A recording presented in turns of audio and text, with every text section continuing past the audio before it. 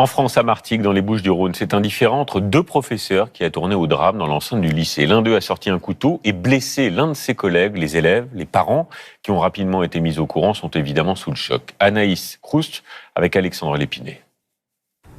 C'est derrière la porte de la salle des professeurs que l'altercation a eu lieu. Un enseignant de mathématiques blesse l'un de ses collègues avec un objet tranchant à 2 reprises.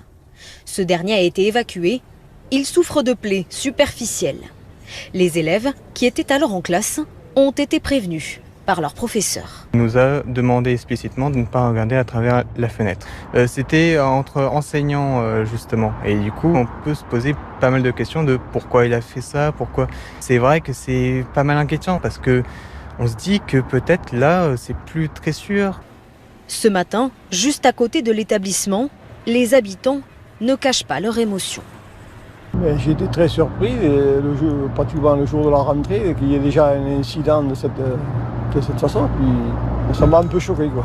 Ma fille, malheureusement, elle est au lycée juste ici, et du coup elle était choquée, la pauvre. Comment ça se fait que 2 profs entre eux, ils commencent à se taper dessus, quoi. Pour cette enseignante, dans un autre lycée de la ville, c'est un acte inimaginable.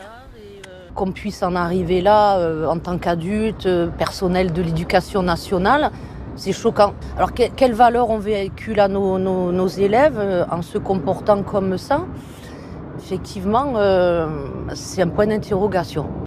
D'après les premiers éléments de l'enquête, l'agresseur est un professeur contractuel qui avait déjà enseigné dans cet établissement.